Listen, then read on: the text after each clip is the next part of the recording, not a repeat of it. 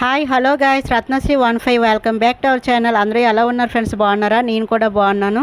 చాలా రోజులు అయిపోయింది కదా లాంగ్ వీడియోస్ పెట్టి. ఇంకా ఆల్మోస్ట్ నేనైతే డైలీ రొటీన్ వ్లాగ్ పెట్టడానికి అయితే ట్రై చేస్తాను. ఈ పిల్లలైతే స్కూల్కి వెళ్ళిపోతున్నారు. ఇంకా అందరూ బిజీగా ఉన్నారు కదా. మీ పిల్లలు కూడా స్కూల్కి వెళ్ళిపోతున్నారా? అలాగే నేను మార్నింగ్ లేచి అయితే చూడండి అన్నం పెట్టేశాను. ఆల్రెడీ రసం కూడా అయిపోయింది. ఈ పక్క అయితే బంగాళదుంపలు ఉడకపెడుతున్నాను కర్రీకి. ఇప్పుడు టీ కూడా పెట్టేశాను అనమాట.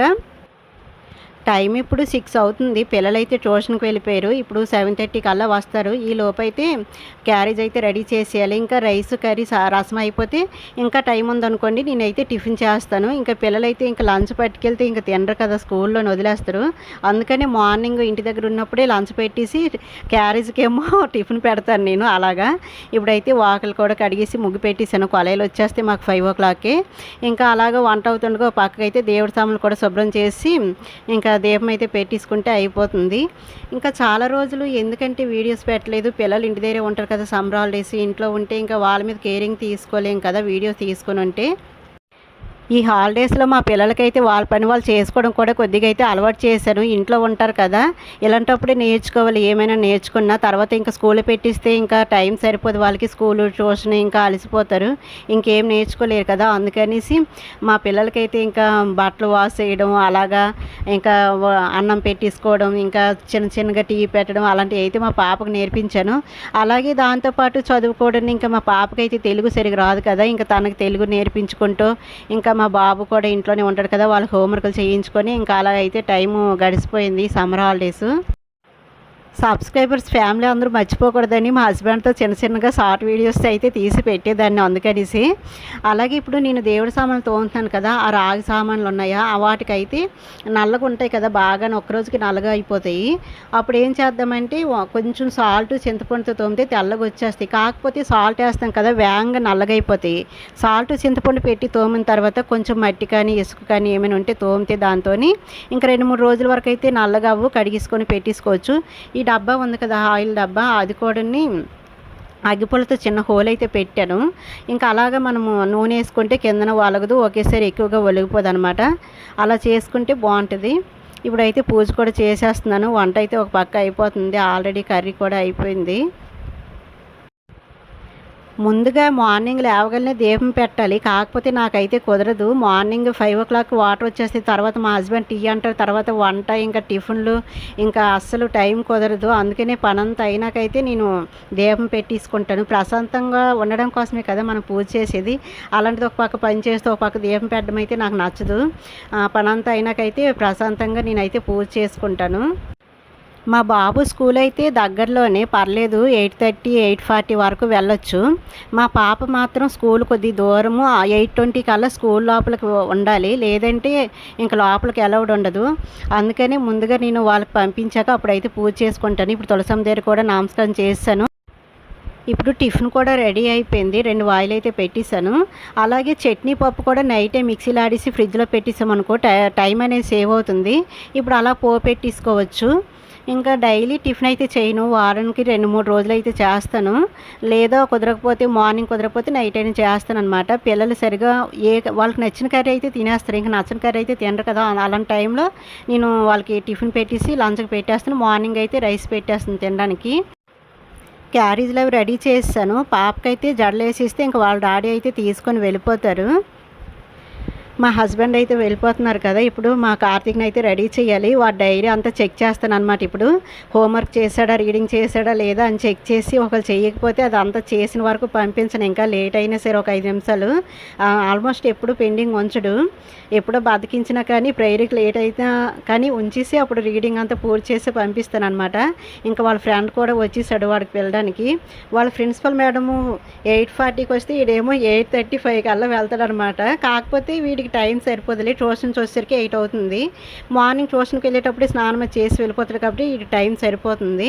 ఇంకా అలాగా వచ్చి కొద్దిగా ఫ్రెష్ అయ్యి ఇంకా భోజనం చేసి రెడీ అయ్యి వెళ్ళిపోతాడు. ఇంకా సాయంత్రం మళ్ళీ 6 o'clock కల్లా వస్తాడు కదా, ఒకసారి 5:30కి వచ్చేస్తాడు.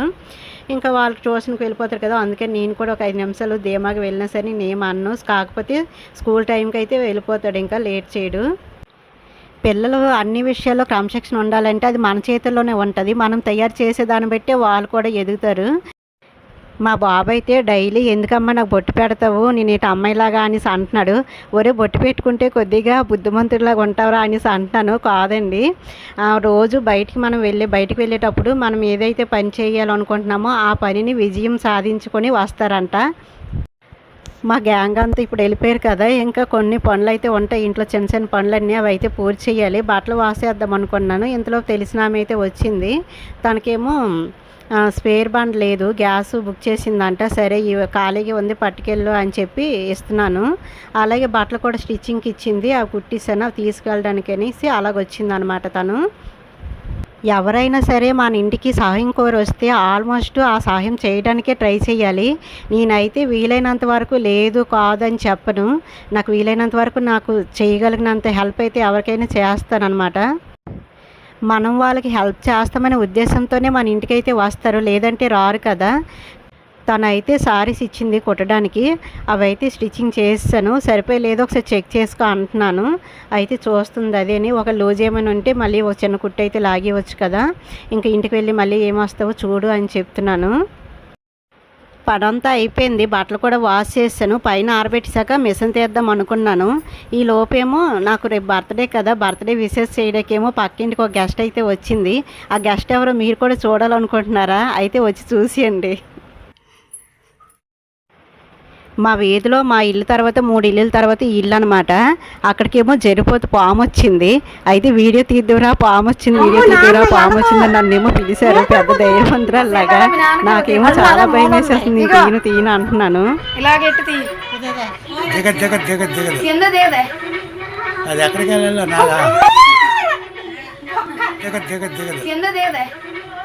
చాలా పెద్ద పాము జరిపోతంట.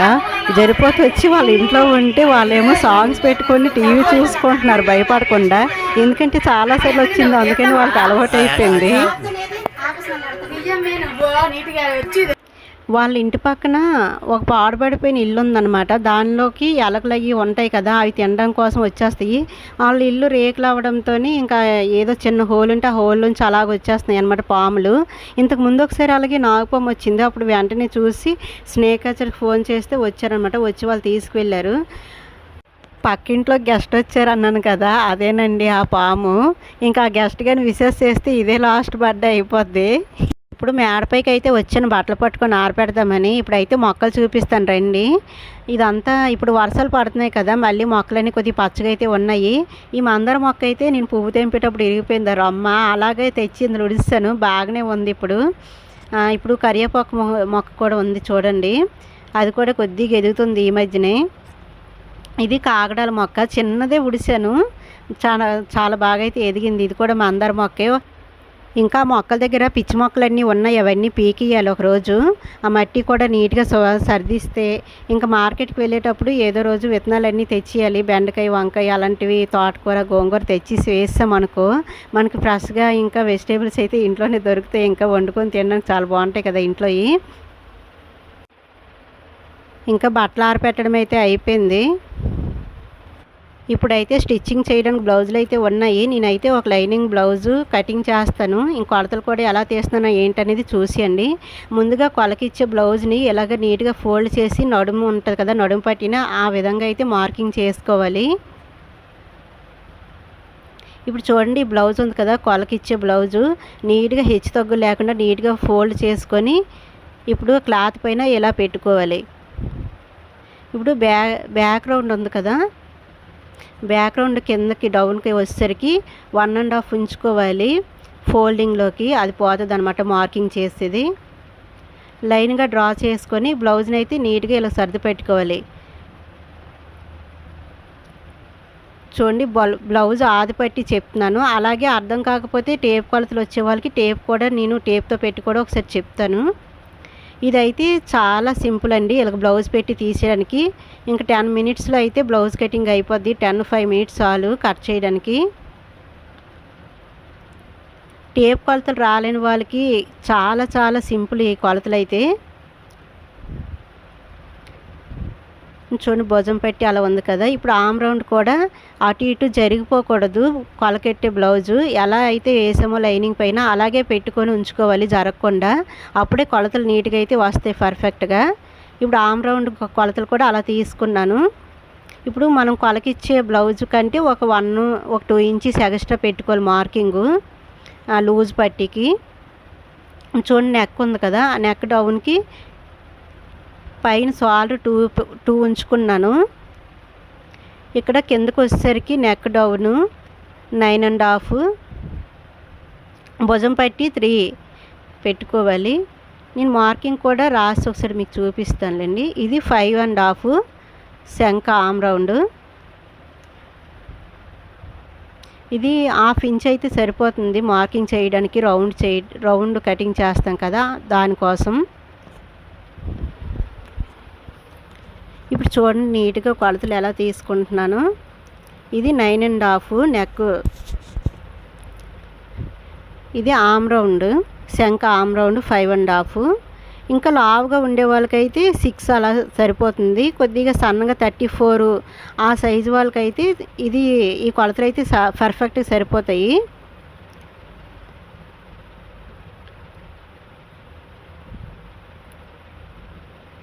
భుజం పట్టి వచ్చేసరికి 3.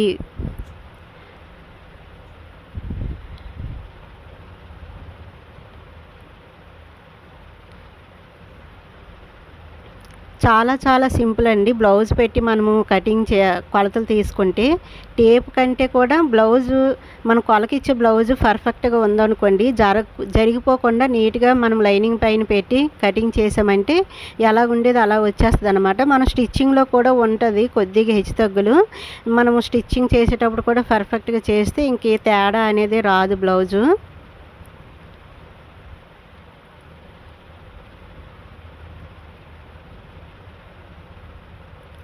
ఇప్పుడు బ్యాక్ పార్ట్ అయిపోయింది కదా, ఇప్పుడు ఫ్రంట్ పార్ట్కి వచ్చేద్దాం. ఇప్పుడు బ్యాక్ పార్ట్ పెట్టి ఇంకా సేమ్ ఇంకా అదే యాజ్టీస్గా దింపియాలి. కిందకి డౌన్ వచ్చేసరికి మారుతుంది అనమాట. యాజ్టీస్గా మళ్ళీ ఫ్రంట్ నెక్ మారుతుంది. ఇంకా యాజ్టీస్గా ఇంకా అలాగే వచ్చేస్తుంది. క్రాస్గా పెట్టుకోవాలి. లైనింగ్ పైన ఈ బ్యాక్ పార్ట్ ఉంది కదా, క్రాస్గా పెట్టుకుంటే మన క్రాస్ కటింగ్ వస్తుంది. ఇప్పుడు చూడండి ఆమ్ రౌండ్ ఉంది కదా, ఆమ్ రౌండ్ నుంచి కిందని సేఫ్ పట్టి వస్తుంది, సేఫ్ బెల్ట్ పట్టి అక్కడ వరకు మార్కింగ్ చేసుకోవాలి. 7.5 ఉంది.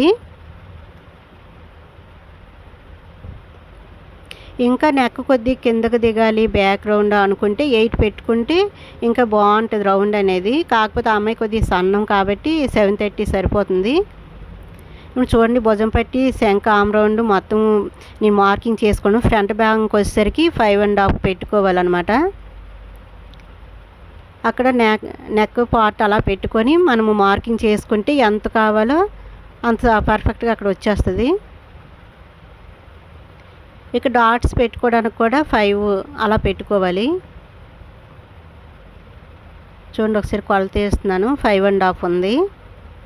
అక్కడ రౌండ్ కూడా బాగా తిరగాలి. కొంచెం కిందకు దింపేస్తారు కదా రౌండ్ వచ్చేసరికి, అలా కాకుండా రౌండ్ షేప్ వస్తే చూడడానికి లుక్ వస్తుంది అనమాట ఫ్రంట్ పార్ట్.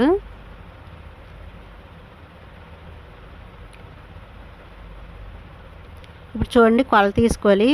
ఆ డాట్స్ పెట్టేది పైనుంచి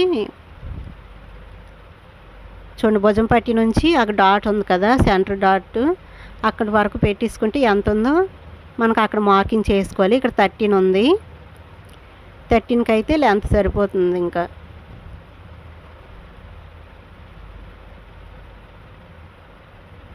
చూడండి టేప్తో కొలుచుకున్నాను. 12.5 ఉందన్నమాట. 13 అనుకున్నాను. 13 అయితే కొద్దిగా కిందకు దిగుతుంది, కాకపోతే అమ్మాయి సన్నం కదా 12.5 సరిపోయింది. ఇంకా మనం కిందకు దించామనుకోండి వాళ్ళకి బాగోదు, భుజం మీద జారిపోతుంది. ఎంత ఉందో అంత తీసుకుంటే ఇంక భుజాలు అవి జారువు. ఇప్పుడు చూడండి క్రాస్గా నడుము పట్టి దగ్గరికి అలా తెచ్చుకోవాలి డాట్ దగ్గర నుంచి. ఇప్పుడైతే కటింగ్ చేసేద్దాం. చూడండి మార్కింగ్ యువతల వైపే మనం కటింగ్ చేసుకుంటే మనకి కొద్ది ఖర్చుల్లోనే పోతుంది అనమాట. మరీ దగ్గరగా చేసుకుంటే ఖర్చులు అనేవి మనకి ఎక్కువగా మిగలవు. మనము మెయిన్ ఫ్యాబ్రిక్ ఉంటుంది కదా, మనం అది సెట్ చేసేటప్పుడు కవర్ అయిపోతుంది. ఎక్స్ట్రా ఇంకా మెయిన్ ఫ్యాబ్రిక్ కటింగ్ అది చేస్తాం కదా, అలాంటి టైంలో ఖర్చులు ఎక్స్ట్రా ఉంటే కట్ చేసుకోవచ్చు.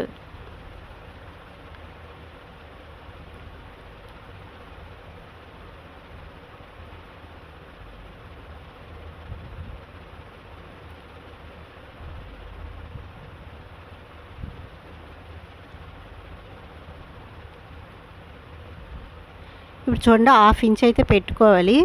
ఫ్రంట్ భాగం ఇది. ఫ్రంట్ శంఖ ఆమ్ రౌండ్కి ఒక 1/2 ఇంచ్ అలా లోతు తీసుకుంటే శంఖ ముడతలు అనేవి రాదు బ్లౌజు.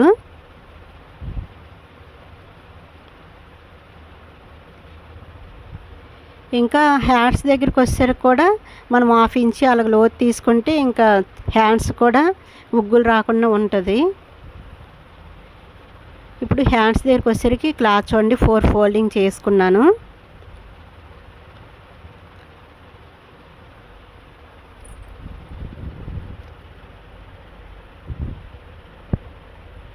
క్లాత్ అయితే తక్కువ ఉంది. ఎక్స్ట్రా ముక్క అయితే యాడ్ చేసుకోవచ్చు స్టిచ్చింగ్ చేసేటప్పుడు.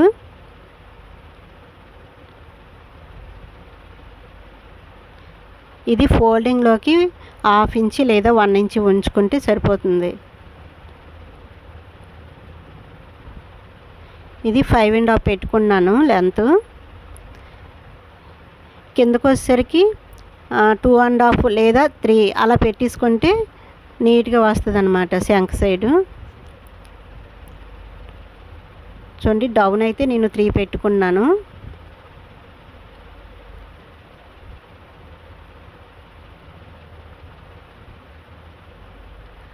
లూజ్ కూడా 8 9 అలా అయితే సరిపోతుంది. ఇదైతే 1 ఇంచ్ పెట్టుకున్నాను. 1 ఇంచ్ నుంచి ఇక్కడ 7 ఉంది.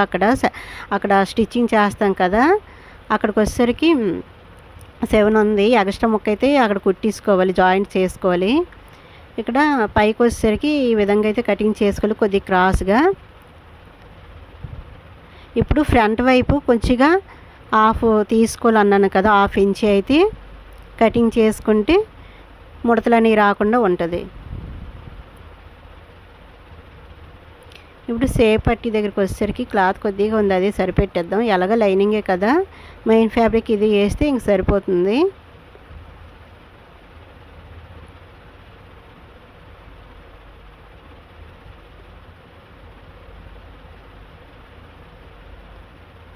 చూడండి బ్లౌజ్ని అయితే ఆ విధంగా పెట్టి ఎంత సేప్ పట్టి ఉందో అంత తీసుకుంటే సరిపోతుంది. కొంతమందికి చిన్నగా ఉంటాయి, కొంతమంది సేప్ పట్టిలు చాలా పెద్దవి ఉంటాయి. కానీ 2 ఇంచెస్ 3 ఇంచెస్ కంటే ఎక్కువ అవసరం లేదు లెంత్ పొడవు.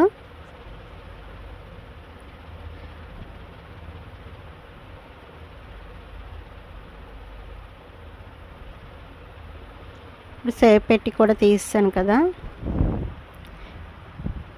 ఇప్పుడు హ్యాండ్స్కి ఆ మొక్కలు జాయింట్ చేయాలన్నాను కదా, ఆ మొక్కలు అయితే పక్కన పెట్టేసుకుంటే అప్పుడు జాయింట్ చేసుకోవచ్చు. ఇది ఊక్సుల పట్టీకి తాళ్ళు పట్టీకి ఆ మొక్కలు 2. ఇంకా నెక్ మనం అతుకుతాం కదా, నెక్ రౌండ్కి అతికేటప్పుడు అవి అయితే కటింగ్ చేసుకోవచ్చు క్రాస్గా, ముందు అవసరం లేదు. ఇప్పుడు మెయిన్ ఫ్యాబ్రిక్ కూడా సేమ్ ఇంకా బ్యాక్ పార్ట్ పెట్టి కటింగ్ చేసి మీద జరగకుండా పెట్టుకొని క్లాత్ అటు ఇటు మెదలకుండా ఉండడానికి ఇలాగ ఏదైనా బరువైన వస్తువు అలా పెట్టుకుంటే జరగకుండా ఉంటుంది. మెయిన్ ఫ్యాబ్రిక్ కొంచెం ఎక్స్ట్రా ఉన్నా పర్లేదు, స్టిచ్చింగ్ చేసాక ఎక్స్ట్రా ఉన్నది కటింగ్ చేసి పడేయచ్చు. ఇప్పుడు ఫ్రంట్ పార్ట్ కూడా ఇలా క్రాస్గా పెట్టి కటింగ్ చేసుకోవాలి. మెయిన్ ఫ్యాబ్రిక్ క్లాత్ కొద్దిగా తక్కువ ఉంది కానీ అడ్జస్ట్ చేసేయమే. ఇంకా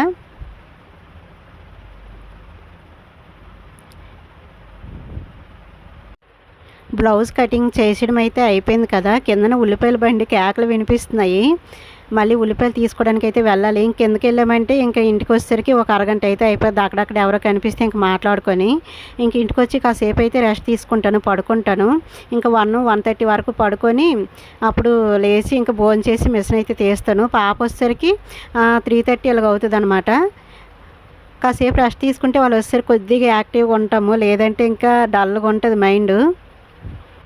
మనం డైలీ ఎంత వర్క్ చేసినా కూడా మనము ఒక 30 మినిట్స్ 1 అవర్ పాటు రెస్ట్ తీసుకున్నాం అనుకోండి, లేదా పడుకున్నా లేదా ధ్యానం చేసుకున్నా కొద్దిగా మైండ్కి అయితే రిలీఫ్ ఉంటుంది, హెల్తీగా కూడా ఉంటాము. ఇప్పుడైతే డైలీ చూడండి మా ఇంట్లో అయితే ఎలకొచ్చి కొరికేస్తుంది. నైట్ టైము కొత్త పైపు మారుస్తున్నాం మేము, మారుస్తుంటే అది డైలీ కొరికేస్తుంది. ఎన్నిసార్లు అని మారుస్తాము. నేనైతే ఇలా కాదు అని చెప్పి చీపులు అయితే వేస్ట్గా ఉన్నాయి కదా, వాడిసిన చీపుల ప్లాస్టిక్ పైపులు ఉంటాయి కదా, అవి అయితే కట్ చేసి ఈ విధంగా అయితే పెట్టేస్తున్నాను. మా హస్బెండ్ అయితే చూసి నవ్వుతున్నారు. ఎన్నిసార్లు కొరుక్కుంటావు కొరుక్కు, ఇంకా నేను ఇలాగే మారుస్తానని చెప్తున్నాను. కానీ ఈ పైప్ పెట్టినా కూడా అది కూడా కొరికేస్తున్నాయి. ఇంకా ఇలా కాదని చుట్టూ సిమెంట్ రాసి ఆ పైన అయితే పలక పెట్టేసాం అటు ఇటు కదలకుండా ఉండడానికి. ఇప్పుడు ఛార్జర్ ఉంది కదా, ఇదైతే వేస్ట్ ఛార్జరు, పని చేయట్లేదు. ఇంకెందుకు వేస్ట్గా పడిచేయడం అనేసి డోర్ కర్టన్స్ అవి వైర్లు పెట్టడానికి పనిచేద్దు కదనేసి ఇంక కట్ చేసి చూడండి డోర్ కర్టన్కి అయితే ఈ విధంగా గుచ్చేస్తున్నాను. ఇంకా వైర్ అయితే అవసరం ఉండదు కదా, కొనవలసిన అవసరం ఉండదు. ఇదైతే స్ట్రాంగ్గా బాగుంది, తెక్కకుండా గట్టిగా ఉంటుంది. చూడండి ఈ విధంగా అయితే నేను గుచ్చేసాను అనమాట. పిన్నిస్ అవసరం కూడా ఉండదు. ఇంక ఈ కంఫర్ట్ డబ్బాలు ఉన్నాయి కదా, కంఫర్ట్ అయిపోయిన వెంటనే అదైతే లైజాలు, ఇది కంఫర్ట్ అనమాట. ఇంకో కంఫర్ట్ డబ్బా అందులో సర్ఫ్ వేసాను, అదేమో నీళ్ళ మందు. డబ్బాలు అయిపోయిన వెంటనే జల్లీకుండా ఊర్లో కొంటాం కదా నీళ్ళ మందు, అది అలాంటి డబ్బాలు వేసుకుంటే బాగుంటుంది. ఇంకా ఈవినింగ్ వీడియో అనమాట, చిన్నది చూడండి షూట్ చేశాను. వర్షం అయితే వచ్చింది, కాకులు ఇంకా పక్షులు చాలా ఆకలితో అయితే ఉంటాయి కదా, ఈ వర్షం తడిసిపోయి అసలు వాటికి ఆహారం అనేది సరిగ్గా దొరకదు. అందుకని నేను కొద్దిగా రైసు, కొద్దిగా బియ్యం అలాంటివి ఏవైనా ఇంట్లో ఉన్నవి ఇంకా పెడుతూ ఉంటాను అనమాట. చూడండి 2 కాకులు ఉన్నాయి కదా, చాలా కాకులు ఉన్నాయి. కానీ ఇక్కడ వచ్చి 2 కాకులు నేను పెట్టిన ఫుడ్ అయితే ఎక్కువగా తింటాయి. మా హస్బెండ్ అయితే ఎటకర మాడతారు, మీ అత్త మామయ్య వచ్చారు ఏదైనా పెట్టని. మా అత్త మామ సంగతి తర్వాత ఏమో, కానీ వాటి ఆకలి తీరుద్దామనేసి నేనైతే డైలీ ఇంకా ఇలా పెడుతూ ఉంటాను.